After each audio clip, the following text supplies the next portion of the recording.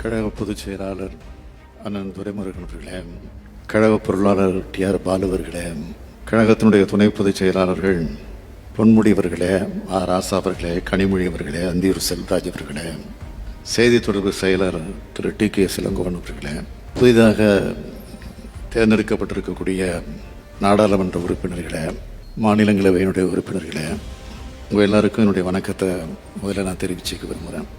உங்களை எல்லாம் பார்க்கும்போது எனக்கு மிக மிக மகிழ்ச்சியாக இருக்குது. நான் ரொம்பவே மகிழ்ச்சியாக இருக்கேன். இன்னும் சொன்னால் திராவிட முன்னேற்ற கழகத்தினுடைய தலைவர் என்ற முறையில் இன்னும் எனக்கு பெருமையாக இருக்குது. 40க்கு 40ன்னு சொல்லி பரப்புற பயணத்தை தொடங்கினோம். 40க்கு 40ங்கிற வெற்றியை நம்ம அடைஞ்சிட்டோம். 40க்கு 40 என்பது இந்த வெற்றி சாதாரண வெற்றி இல்லை. 2004ஆம் ஆண்டு, அதாவது 20 ஆண்டுகளுக்கு முன்னால் தலைவர் கலைஞர் அவர்கள் நமக்கு பெற்று தந்த வெற்றி இது. அந்த வெற்றியை இப்போ நம்ம பெற்றிருக்கோம். இப்போ நம்ம அடைஞ்ச வெற்றிக்கு மிக முக்கியமான சிறப்பு ஒன்று இருக்குது. 2019 நாடாளுமன்ற தேர்தலில் புதுவை உள்ளிட்ட தமிழ்நாட்டோட 39 தொகுதிகள் தான் கைப்பற்ற முடிஞ்சிச்சு. ஒரே ஒரு தொகுதியில் வெற்றி வாய்ப்பு இழந்தோம். இந்த தேர்தலில் அந்த ஒன்றையும் சேர்த்து 40க்கு 40 வென்றிருக்கோம். 2வது தேர்தலில் முழுமையான வெற்றியை பெறுவது என்பது சாதாரணமானது இல்லை, சாதனை, மிகப்பெரிய சாதனை. இது வரலாற்று சிறப்புமிக்க சாதனையாக அமைந்திருக்கிறது. இந்த சாதனை வரலாற்றில் நீங்களும் இருக்கீங்க என்பது தான் உங்களுக்கு இருக்கக்கூடிய பெருமை. நாடாளுமன்றத்தில் அதிக அனுபவம் கொண்ட டிஆர் பாலு முதல் முறை எம்பி ஆகிற பலரும் இருக்கீங்க. மிக மிக குறைஞ்ச வயசில் அருண் நேரு பெரம்பலூர் எம்பி ஆகியிருக்காரு. இப்படி எல்லோரும் இதில் இருக்கீங்க. வெற்றி பெறுபவரே வேட்பாளர் என்ற அடிப்படையில் தான் உங்களுக்கு வாய்ப்பு வழங்கப்பட்டுச்சு. உங்களுக்கு பெரிய வாய்ப்பை கொடுத்த கழகத்துக்கும் உங்களுக்கு வாக்களித்த தமிழ்நாட்டு மக்களுக்கும் மிக மிக உண்மையாக நீங்கள் இருக்கணும். இதுதான் கழகத் தலைவர்ங்கிற முறையில் நான் வைக்கிற என்னுடைய பணிவான வேண்டுகோள். உங்களுக்கு அதிகம் சொல்ல தேவையில்லை. திராவிட முன்னேற்ற கழகம் என்ற கொள்கை குடும்பத்திலிருந்து தேர்ந்தெடுக்கப்பட்டு டெல்லி செல்கிற நீங்கள் என் பேரையும் கழகத்தோட பேரையும் காப்பாற்றணும். ஒரு சில மாநிலங்களில் தேர்தல் முடிவுகள் லேசாக மாறிடுச்சு. ஒன்றியத்தில் இந்தியா கூட்டணி தான் ஆட்சி அமைச்சிருக்கோம். அந்த மாறி இருந்தால் அது மாறி போச்சு. அதே நேரத்தில் மிகப்பெரிய பெரும்பான்மை மட்டுமில்லை, ஆட்சி அமைக்க தேவையான அளவுக்கு செல்வாக்கை கூட பாஜகவால் அடைய முடியல.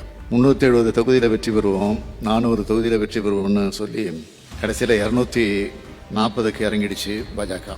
இந்த சூழலில் நாம் தமிழ்நாட்டுக்கான கோரிக்கைகளை நாடாளுமன்றத்தில் உறுதியை எடுத்து வச்சு வாதாடணும், போராடணும்.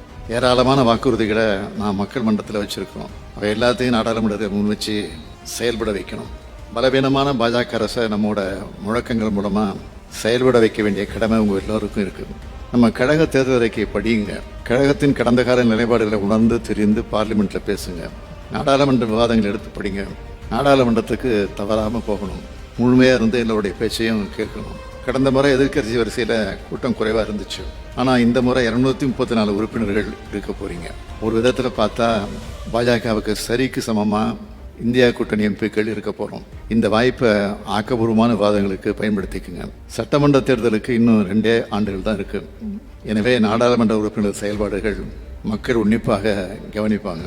அந்த எச்சரிக்கை உணர்வோடு செயல்படணும் என்று உங்கள் எல்லோரையும் கேட்டுக்கிறேன். உங்கள் டெல்லி பயணத்துக்கு ஏற்ப பொறுப்பு அமைச்சர்கள், மாவட்ட செயலாளர்கள், சட்டமன்ற உறுப்பினரோடு கலந்து பேசி நன்றி அறிவிப்புக்கான சுற்றுப்பயண திட்டத்தை விரைவில் தயார் பண்ணுங்க. எல்லா பகுதிகளுக்கு சென்று பொதுமக்களுக்கு நன்றி தெரிவிச்சாகணும். சுற்றுப்பயண விருத்தை விரைவில் தலைமை கழகத்திற்கு நீங்கள் அனுப்பி வைக்கணும். அனைத்து நாடாளுமன்ற உறுப்பினர்களும் தங்களுக்கான அலுவலகத்தை தொடங்குவதற்கான நடவடிக்கைகளை விரைந்து மேற்கொள்ளுங்க. தொகுதி மக்கள் நாடாளுமன்ற உறுப்பினர்கள் தொடர்பு கொள்ளும் வகையில் தொலைபேசி எண், மின்னஞ்சல் ஆகிய விவரங்களை தொகுதி மக்கள் கிட்ட கொண்டு சேர்க்கிற பணிகளில் ஈடுபடுங்க. நீங்கள் தொகுதியில் இருக்கிற நாட்களில் உங்கள் அலுவலகங்களில் மக்களை சந்திக்கிற நேரம் எப்போன்னு எழுதியை ஒட்டி வைக்கணும். அந்த நேரத்தில் மக்கள் வந்தால் உங்களை சந்திக்கிற நிலை இருக்கணும். உங்களுக்கு கிடைச்சிருக்கக்கூடிய வாய்ப்பு என்பது மிக மிக முக்கியமானது. பலத்த போட்டிகளுக்கு இடையே உங்களுக்கு தொகுதி ஒதுக்கப்பட்டது. லட்சக்கணக்கான மக்கள் உங்கள் மேலேயும் என் மேலேயும் இந்த கட்சியின் மேலேயும் நம்பிக்கை வச்சு வாக்களிச்சிருக்கிறாங்க. இதோட மதிப்பு என்பது மதிப்பிடவே முடியாது. மதிப்பிட முடியாத பொறுப்பு உங்களுடைய கரங்களுக்கு வந்திருக்கு. இதை காப்பாற்றுற வகையில் மக்களை காக்கிற பணியை செஞ்சு கழகத்துக்கும் எனக்கும் தமிழ்நாட்டுக்கும் பெருமை சேர்க்கணும் என்று உங்கள் எல்லோரையும் கேட்டுக்கிறேன்.